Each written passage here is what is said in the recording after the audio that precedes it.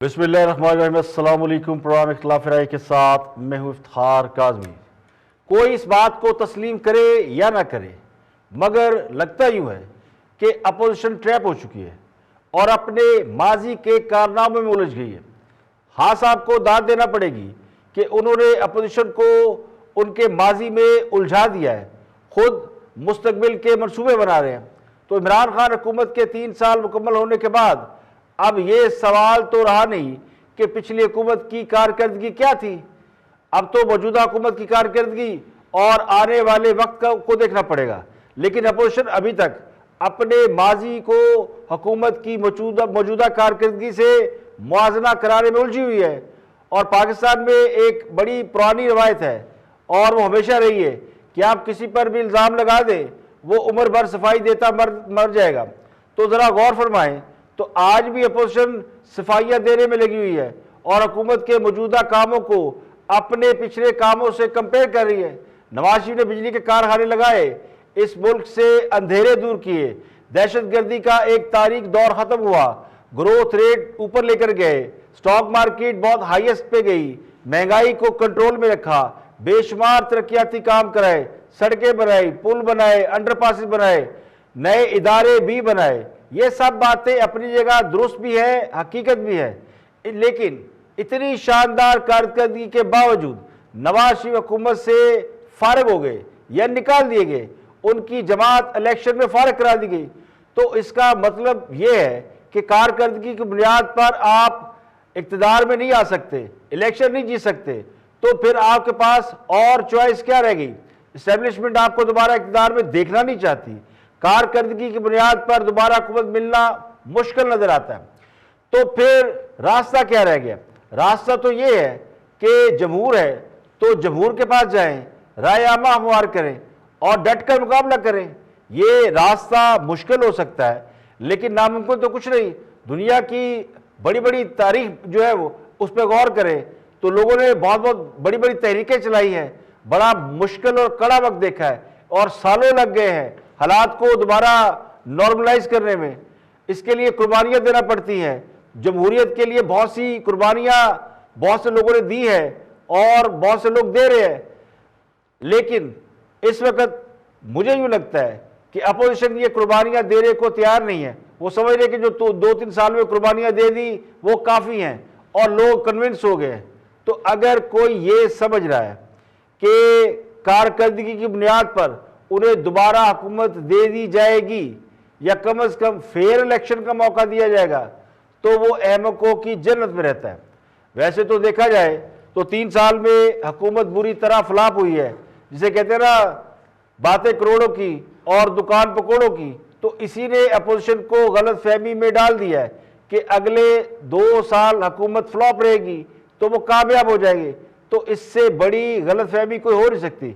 अब शेर रशीद ने 1-2 रोज कबल दावा किया था कि अपोजिशन 10 साल पुरानी सोच पर खड़ी है और वो 10 साल आगे की सोच रहे हैं।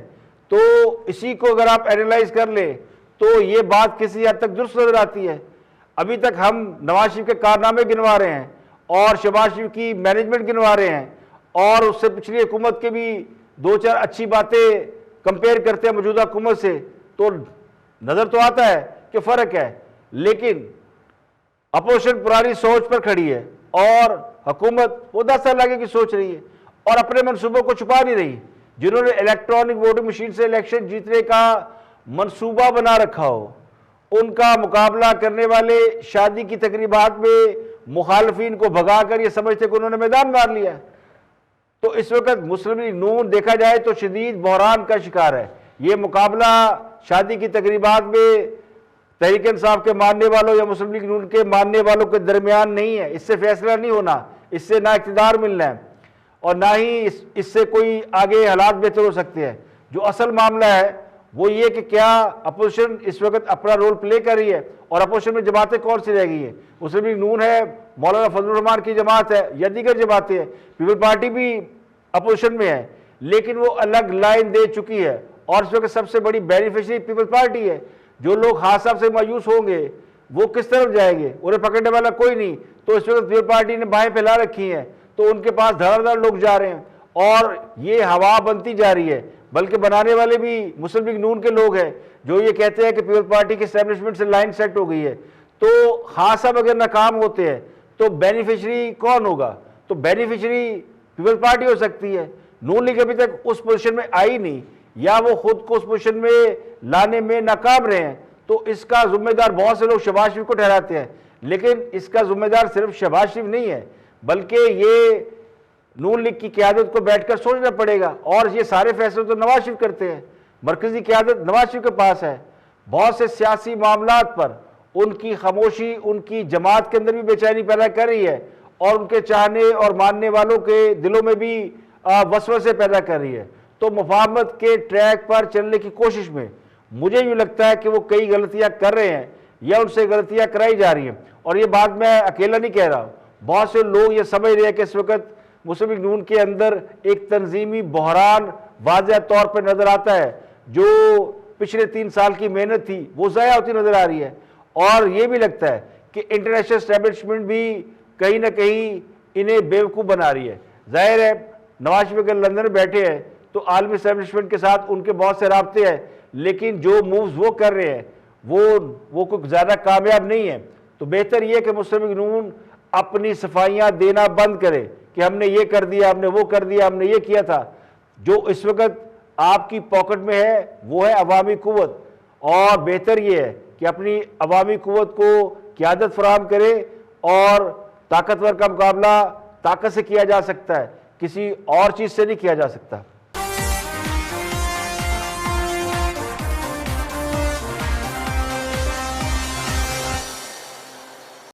खाया पिया कुछ नहीं, गिलास तोड़ा बारह ने। हुकूमत ने अपनी 3 साला कारकर्दगी की रिपोर्ट पेश कर दी है, और बात नवाज शरीफ से शुरू हुई है और नवाज शरीफ पर ही ख़त्म हो गई है। तो खान साहब ने अपनी 3 साला कारकर्दगी में ये साबित किया है कि नवाज शरीफ के बगैर ना उनकी हुकूमत चलती थी, ना अब आइंदा चलेगी। अब खान साहब ने, बल्कि हमने ये समझा था कि शायद खान साहब 3 साल बाद तब्दील हो गए हों, और बहुत सारे उनके ऐसे प्रोजेक्ट होंगे जो कि वो कौम के सामने रखना चाह रहे हैं। क्योंकि कारकर्दगी रिपोर्ट का मतलब ये कि बहुत बड़ी कारकर्दगी रिपोर्ट होगी, जिसमें वो कौम को बताएंगे कि मैंने महंगाई कम कर दी है, रोज़गार में इजाफा कर दिया है, लोग खुशहाल है, राबी चैन ही चैन लिख रहा है, और दूध और शहद की नहरें बह रही है।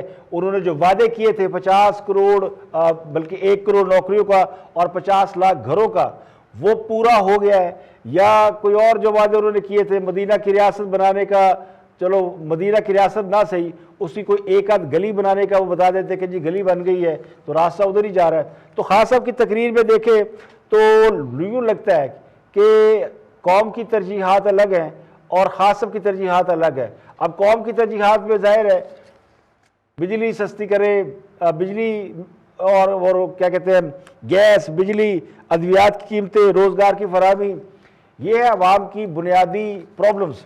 और वो जो आप हर 2 दिन बाद, हर 2 महीने बाद ब्यूरोक्रेसी में चेंजेस लाते हैं और इदारों की तबाही फैला रहे हैं, वो सिलसिला रोके ताकि इदारे स्टेबल होकर काम करें। तो कौम की तो ये तरजीहात है, लेकिन खान साहब की तरजीहात कुछ अलग है। खान साहब कहते हैं मेरा विजन बड़ा है और मैंने वो काम कर दिया जो पिछले 70 साल में किसी हुकूमत ने नहीं किया। अब उनके कामों में उनकी तकरीर ज़ाहिर सबने सुनी है, तो उस तकरीर में अगर देखें तो वो कहते हैं ना बातें करोड़ों की और दुकान पकौड़ों की, तो इसके सिवा तो कुछ नज़र नहीं आता। कोई एक ऐसा ऑन ग्राउंड प्रोजेक्ट जो कि कंप्लीट हो गया हो, हाँ हो जाएगा, कर देंगे, ये तो पहले दिन से सुनते आए।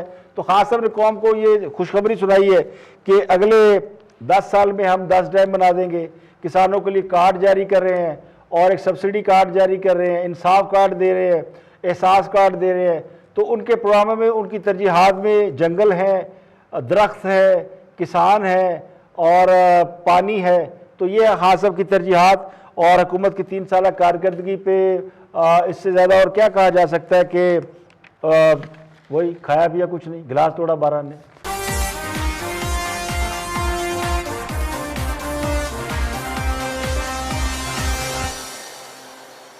और साफियों के खिलाफ आज खुद नोटिस को सुप्रीम कोर्ट ने मनसूख कर दिया। सुप्रीम कोर्ट के 5 रुकनी बेंच ने मुख्तसर फैसला जारी कर दिया है और ये कहा है कि आज खुद नोटिस लेने का इख्तियार सिर्फ चीफ जस्टिस को है। जस्टिस काजी फाइज ईसा पर मुश्तमिल 2 रुकनी बेंच ने साफियों के साथ ज्यादती के मामले का आज खुद नोटिस लिया था, जिस पर सुप्रीम कोर्ट के कायम मकाम चीफ जस्टिस उमर अता बंदयाल ने 5 रुकनी बेंच बनाया था और उस बेंच ने समाअत के बाद आज ये फैसला दिया कि कोई बेंच आज खुद नोटिस नहीं ले सकता। इसलिए जस्टिस काजी फाइज ईसा ने जो आज खुद नोटिस लिया वो मनसूख किया जाता है। सुप्रीम कोर्ट के मुताबिक आज खुद नोटिस लेने का इख्तियार सिर्फ चीफ जस्टिस इस्तेमाल कर सकते हैं और साफियों को हरासा किए जाने के मामले का जो फैसला है वो चीफ जस्टिस करेंगे। कोई बेंच भी नोटिस लेकर, आज खुद नोटिस लेकर किसी भी अथॉरिटी को कॉल करने का मजाज नहीं। तो ये एक बड़ा फैसला है और इस फैसले के बाद अदलिया के हवाले से ये प्रेडिक्शंस की जा रही है कि मामला और ज्यादा गंभीर हो गया। इससे पहले इस केस की समाअत हुई थी तो जस्टिस इजाजुल हसन ने कहा था कि साफियों के खिलाफ कुछ भी हुआ तो सुप्रीम कोर्ट दीवार बनकर खड़ी होगी। आइन का तहफ़्फ़ुज़ और बुनियादी हकूक़ का निफाज अदलिया की जिम्मेदारी है। सुप्रीम कोर्ट ने आज खुद नोटिस लेने के तरीक़ाकार से मुतल्लिक़ केस की समाअत की थी, जिसमें कायम मकाम चीफ जस्टिस उमर अता बंदयाल की सरबराही में 5 रुकनी लार्जर बेंच ने इस पर फैसला सुनाया। कायम मकाम चीफ जस्टिस उमर अता बंदयाल ने केस की समाअत के दौरान ये कहा था कि साफियों के साथ होने वाली ज्यादती कोई 2 राय नहीं है। साफियों की दरख्वास्त बरकरार है, इस पर कार्रवाई भी होगी, लेकिन इसका फैसला चीफ जस्टिस करेंगे। अदालत ने कानून और ज़ाब्ते के तहत कार्रवाई करना होती है। जस्टिस काजी अमीन ने इससे पहले समाअत के दौरान ये कहा था कि साफी अदालत से कभी मायूस होकर नहीं जाएंगे। इसके अलावा सदर प्रेस एसोसिएशन सुप्रीम कोर्ट ने यह कहा था कि 5 रुकनी लार्जर बेंच ने कानूनी सवाल उठाए हैं, ताहम कानूनी नुक्ते पर साफी दलाइल में मुआवनत नहीं कर सकते। साफी आमिर मीर के वकील जहांगीर जदून ने बेंच पर इतराज़ किया था और जस्टिस काजी अमीन ने कहा कि बेंच पर इतराज़ जुर्म नहीं है, लेकिन इस नुक्ते पर दलाइल तो दें। जस्टिस मुनीब अख्तर ने कहा कि सुप्रीम कोर्ट का ऑफिस खुला था, दरख्वास्त वहाँ क्यों नहीं दी गई, और जिस पर आमिर मीर के वकील जहांगीर जदून ने कहा कि वो तस्लीम करते हैं कि साफियों ने दरख्वास्त रूल्स के मुताबिक दायर नहीं की। जिन इदारों को नोटिस हुआ तो वो दरख्वास्त पर इतराज़ कर सकते थे। जिसके बाद सुप्रीम कोर्ट के 5 रुकनी बेंच ने इस केस पर फैसला महफूज किया और उसके बाद ये मुख्तसर फैसला सुना दिया गया कि जस्टिस काजी फाइज ईसा की जानिब से साफियों के हवाले से जो आज को नोटिस लिया गया था उसकी कोई अहमियत नहीं है और आज को नोटिस लिए जाने के मामले को जो है वो यानी आज को नोटिस खारिज कर दिया। इससे पहले जस्टिस काजी फाइज ईसा ने सुप्रीम कोर्ट के चीफ जस्टिस को खत लिखा था, जिसमें उन्होंने 21 सफ़ात पर मुश्तमिल तवील खत में बहुत से अहम सवाल उठाए थे और ये कहा था कि सुप्रीम कोर्ट के हर जज को ये आइनी हक हासिल है कि वो केस की समाअत कर सकता है, बेंच बना सकता है। इस पर सुप्रीम कोर्ट के मुख्तलिफ जो बेंच हैं, जो बार है, वो सब इस बात पर इतराज़ उठा रहे हैं और उनका कहना है और मानना ही है कि 5 रुकनी लार्जर बेंच बनाए जाने की बजाय अगर फुल बेंच बनाया जाता वो इस बात का फैसला करता कि नोटिस लेने का तरीक़ेकार क्या होगा। लेकिन आज 5 रुकनी लार्जर बेंच ने यह फैसला दे दिया कि नोटिस सवाई चीफ जस्टिस के कोई नहीं ले सकता। तो ये लार्जर बेंच का फैसला है। इसको अब इसके ऊपर क्या लीगल मामला होगा, जस्टिस काजी फाइज ईसा इसके ऊपर क्या रिएक्ट करेंगे या बार्स या जितने वकला के वो हैं वो इसके ऊपर अपना रिएक्शन क्या देंगे। तो लगता है कि मामला ये गंभीर होता जा रहा है क्योंकि 5 रुकनी बेंच का फैसला 12 लार्जर बेंच का फैसला लेकिन फुल बेंच का फैसला नहीं है। तो आज नोटिस के हवाले से तरीक़ेकार जो आइन में बताया जाता है उसके मुताबिक तो इस बात की कोई कदगर नहीं है कि सवाई चीफ जस्टिस के कोई नहीं ले सकता। चीफ जस्टिस के पास इंतजामी इख्तियारात होते हैं। चीफ जस्टिस सुप्रीम कोर्ट का जो जज है वो उसके इख्तियारात इतने वसी होते हैं कि वो किसी भी जगह अदालत, बल्कि हर जज को इख्तियार होते हैं कि वो अदालत लगा सकता है और किसी भी मामले का नोटिस लेकर उस पर कार्रवाई कर सकता है। लेकिन यह नोटिस का मामला है जिसके ऊपर आज सुप्रीम कोर्ट ने अपना फैसला सुना दिया है। 5 रुकनी लार्जर बेंच ने कहा कि जस्टिस काजी फाइज ईसा आज को नोटिस की समाअत नहीं कर सकते, इसलिए साफियों की दरख्वास्त वाला मामला जो है उस बेंच के सामने जो था वो खारिज कर दिया गया है। अब ये मामला सुप्रीम कोर्ट के चीफ जस्टिस के पास जाएगा जो इसका तयन करेंगे कि क्या ये दरख्वास्त काबिल समाअत है या नहीं है। तो मुख्तसर फैसले में ये नहीं बताया गया कि फर्दर प्रोसीड क्या होगा, लेकिन ये बताया गया कि चीफ जस्टिस इसका फैसला करेंगे कि इस दरख्वास्त के हवाले से फर्दर क्या हो सकता है। यहाँ पे लेके एक ब्रेक और ब्रेक के बाद जब वापस आएंगे तो और भी हम मौजूद आपके साथ शेयर करेंगे। हमारे साथ रहिएगा।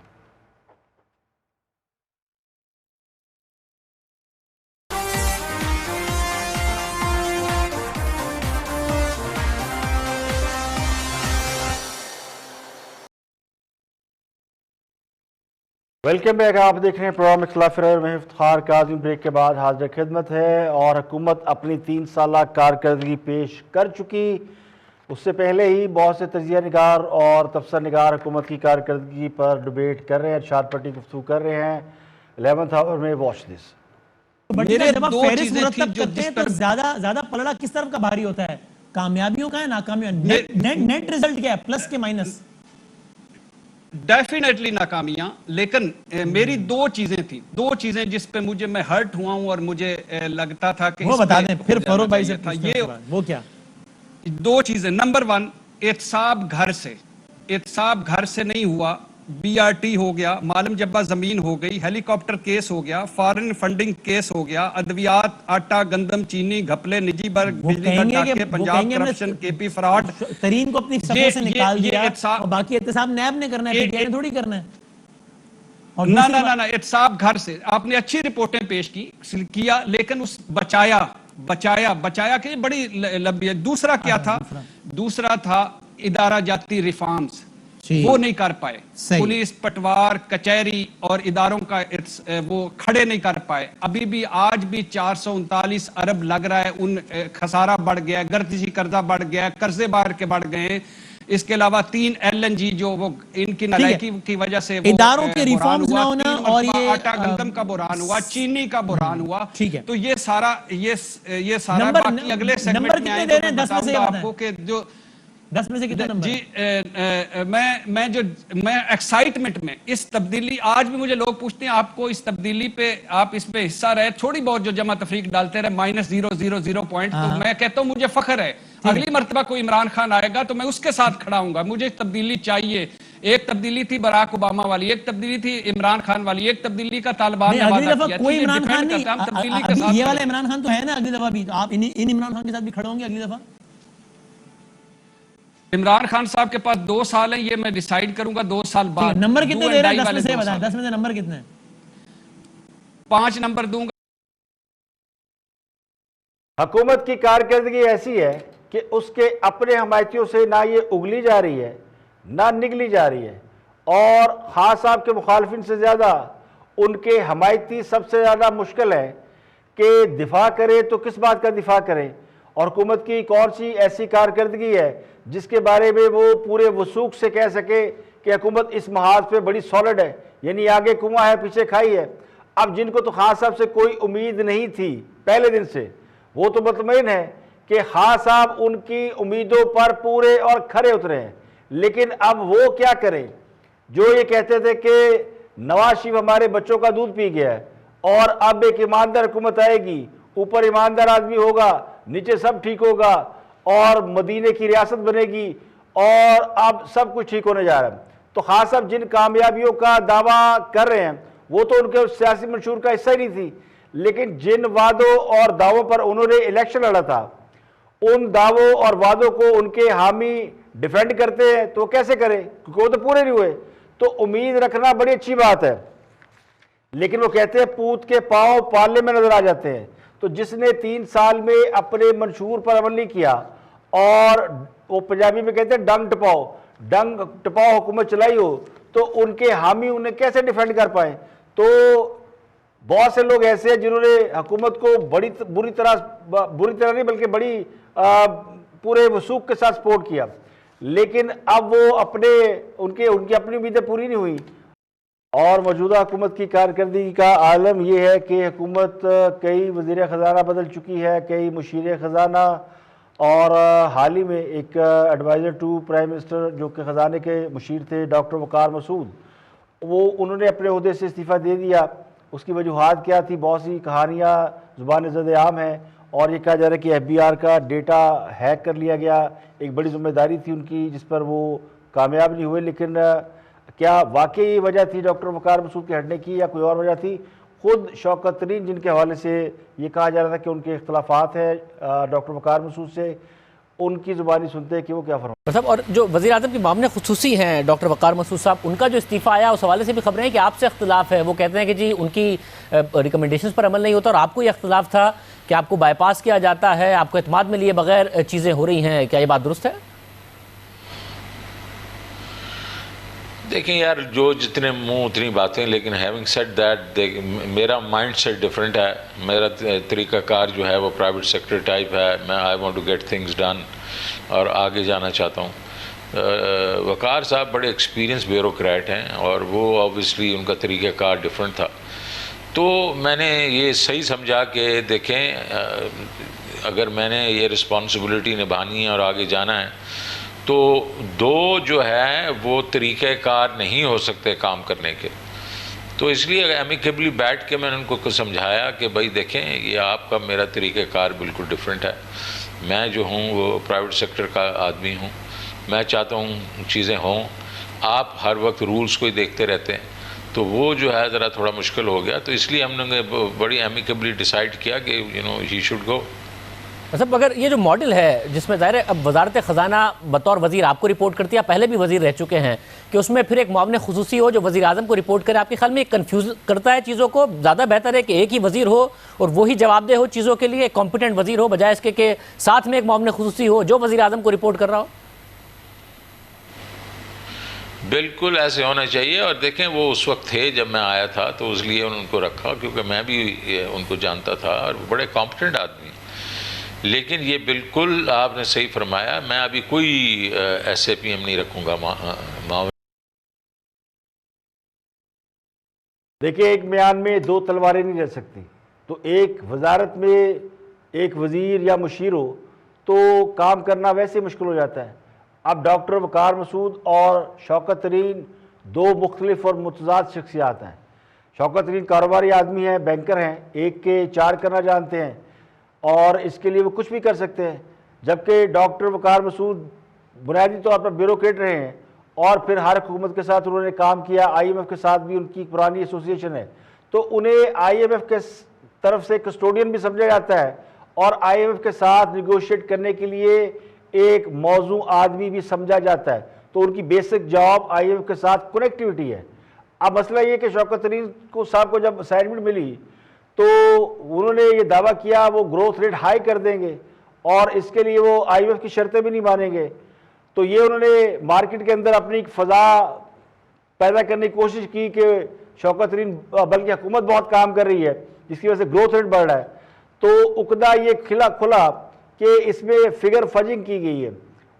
अब ये बात सीगा राज में रहती है, हुकूमत बहुत से काम ऐसे करती है जो समझती है कि उसे सीगा राज में रखना चाहिए, लेकिन जो IMF ने पैसे देने हैं या लेने हैं वो जाली एजाज़ शुमार के ऊपर उनकी खासी नज़र होती है।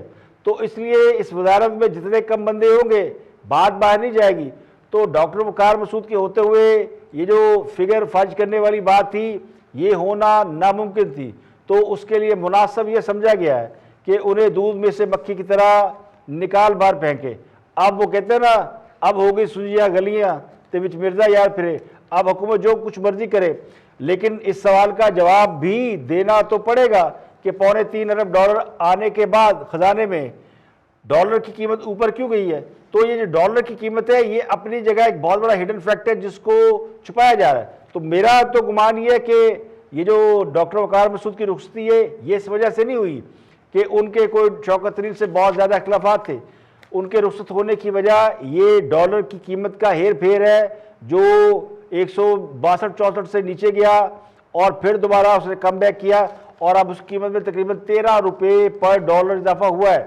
तो बैंकर, कारोबारी शख्सियात, बहुत बड़े लोग इन्वॉल्वमेंट और डॉलर की बड़े पैमाने पर बाइंग और अब उसकी सेलिंग, इन सब नुकात को आप मिलाएं तो आपके पास एक तस्वीर बन जाएगी। उस तस्वीर में डॉक्टर वकार मसूद फिट नहीं बैठते।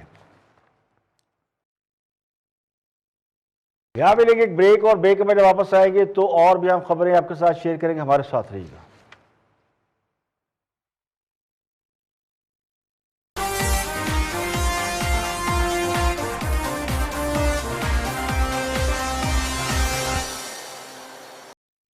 Welcome back. आप देख रहे हैं प्रोग्राम इख्तिलाफ राय में इफ्तिखार काज़मी। अब बात करते हैं एक और इंटरनेशनल चैप्टर की, तालिबान और अफ़गानिस्तान के मसाइल में। जो सबसे अहम बात है वो ये है कि तालिबान के अमीरुल मोमिनीन मुल्ला हैबतुल्लाह कहाँ है। ये सवाल इंटरनेशनल मीडिया पर बहुत तेज़ी से गर्दिश कर रहा है।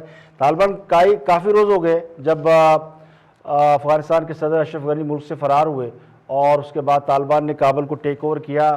मुल्ला ब्रदर तालिबान की तरफ से अफगानिस्तान का इक़्तिदार संभाल रहे हैं और अब मुख्तलिफ सवाल उठाए जा रहे हैं, मुख्तलिफ ख़बरें ज़ेर गर्दिश है।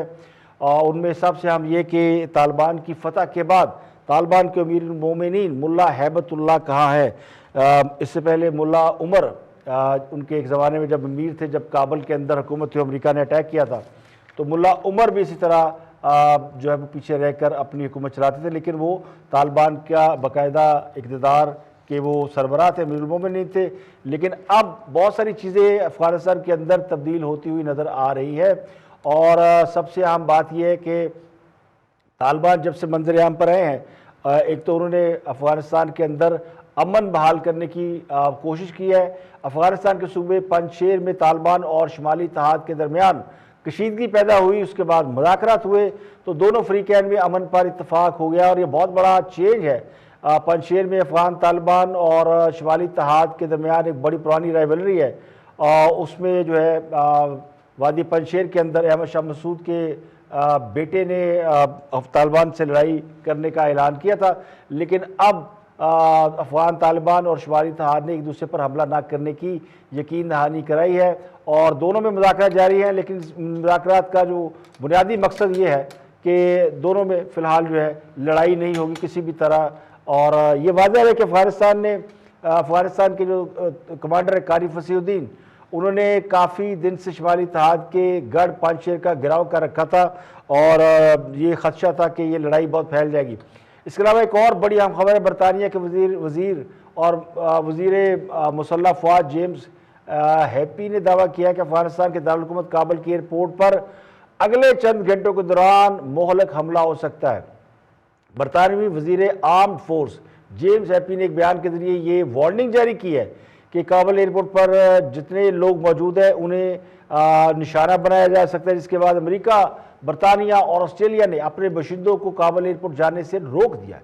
अमेरिकी और बरतानवी और ऑस्ट्रेलियाई हुकूमतों की जानब से एडवाइजरी जारी की गई है कि अमेरिका, बरतानिया और ऑस्ट्रेलिया के बाशिंदे काबुल एयरपोर्ट पर ना जाएं, वहाँ पर दहशतगर्द हमले का ख़तरा है। इस एडवाइजरी के मुताबिक तीनों ममालिक के बाशिंदों को कहा गया कि काबुल एयरपोर्ट से दूर किसी महफूज मुकाम पर मुंतकिल हो जाएं, क्योंकि दहशतगर्दों के या दहशतगर्द हमले का खदशा, नॉट दहशतगर्द लेकिन कोई टेररिस्ट अटैक हो सकता है, क्योंकि इस वक्त बड़ी तादाद में गैर मुल्की काबुल एयरपोर्ट पर मौजूद है और एक जगह काबुल एयरपोर्ट पर मौजूद होने का मतलब ये है कि they are on hit list या इन टारगेट, तो किसी वक्त भी ये हिट हो सकते हैं, तो उनको महफूज मुकाम पर जाने के लिए कहा गया है। बल्कि बरतानिया ने तो ये कह दिया है कि किसी भी तरीके से बरतानवी बाशिंदे निकले, पाकिस्तान चले जाए या किसी और ज़राए से, किसी और रास्ते से निकल सकते हैं तो फौरी निकल जाए। ये याद रहे कि तालिबान के अफगानिस्तान कंट्रोल संभालने के बाद से काबुल से गैर मुल्कियों का इनखला अब भी जारी है, लेकिन 10,000 से ज़ायद अफराद बदस्तूर इनखला के मुंतज़र हैं और तालिबान ने अमेरिका के साथ जो एग्रीमेंट किया हुआ है, जिसके मुताबिक ये कहा जा रहा है कि जी 31 अगस्त डेडलाइन है और 31 अगस्त से पहले तमाम जो अमेरिकन अफवाज है वो काबुल छोड़ देंगी, तमाम गैर मुल्की फ़ौजी काबुल से निकल जाएंगे। तो अमेरिका इस बात की कोशिश कर रहे हैं कि इसको एक्सटेंड किया जाए, कुछ दिन और क़याम किया जाए, क्योंकि जितनी बड़ी तादाद अफ़गानिस्तान से बाहर जाने की मुंतज़र है, ये ऑपरेशन कोई 1-2 रोज़ में मुकम्मल नहीं हो सकता, इसको अभी कई दिन लगेंगे। लेकिन अफ़गान तालिबान ने ये मानने से इनकार कर दिया और कहा है कि ये मुआहदे की खिलाफ वर्जी होगी, जिस मुआहदे के मुताबिक किसी को अफ़गानिस्तान में रोका नहीं जा रहा, वो वापस जा सकते हैं। तो ये बड़ी इम्पॉर्टेंट एक डेवलपमेंट हुई है। दूसरी जो मैंने शुरू में कहा था कि अमेरिकन मीडिया में सवाल ज़ेर गर्दिश है कि मुल्ला हैबतुल्लाह का है, क्या वो किसी की हिरासत में है या ख़ुद को उन्होंने रिपोश किया हुआ है। बहुत से लोग ये दावा कर रहे हैं कि वो किसी की ज़ेर हिरासत है और शायद इसी वजह से तालिबान जो है उनकी तरफ से किसी हदायत के मुंतज़र उनकी तरफ से कोई नया ऑर्डर भी नहीं आ रहा कि करना क्या है। तो वो तमाम लोग जो अफ़गानिस्तान के अंदर एक बड़े तवील अरसे से गैर मुल्की अफवाज के ख़िलाफ़ बरसरे पैकार थे, वो इस वक्त अमन का पैकर बने हुए हैं। तो ये सूरत हाल कितने दिन तक बरकरार रहेगी, इसके हवाले से खदशात ज़ाहिर किए जा रहे हैं। इसी हवाले से कहा गया कि काबुल पर किसी भी वक्त जो है काबुल एयरपोर्ट पर अटैक हो सकता है, तो लोग विड्रॉ कर जाए। तो सिचुएशन जो है वो हाई अलर्ट पे है। और अब नूर मुकद्दम कत्ल केस की बात करते हैं कि नूर मुकद्दम कत्ल केस में नूर मुकद्दम के वालिद शौकत मुकद्दम ने थेरापी वर्क्स के मुलाजमीन और मालिक की ज़मानत मनसूख करने के लिए इस्लामाबाद हाई कोर्ट से रजू कर लिया है। इस्लामाबाद हाई कोर्ट में नूर मुकद्दम के वालिद शौकत मुकद्दम ने एडिशनल जज की जानिब से इस केस के 6 मुलजमान को ज़मानत देने का फैसला चैलेंज किया गया है। दरख्वास्त में कहा गया कि अदालत ने ज़मानत देते हुए सुप्रीम कोर्ट के तय करदा कवानीन को नज़रअंदाज किया है। मुलजमान मौके वारदात में मौजूद थे। एक मुलजम अमजद वो ज़ख्मी था, वो कैसे ज़ख्मी हुआ अस्पताल में, उसके बारे में हक़ाइक़ जो है वो छुपाए गए। दरख्वास्त में ये कहा गया कि मुलजमान ने जाकर जाफ़र, असमत जाकर और इनकी ज़मानत मनसूखी के हक़ाइक़ को भी छुपाया। मुलजमान शौकत मुकद्दम को ये धमकियाँ दे रहे हैं कि उसको नताइज भुगतना पड़ेंगे। तो ज़मानत मनसूख न की गई तो दरख्वास्त गुजार को नाकाबिल तलाफ़ी नुकसान पहुँचेगा या पहुँच सकता है। यानी नूर मुकद्दम के वालिद ये कहते हैं कि मुलजमान उन्हें धमकियाँ दे रहे हैं और इनको अगर ज़मानत पे आपने छोड़ दिया तो ये मुझे नुकसान पहुँचा सकते हैं।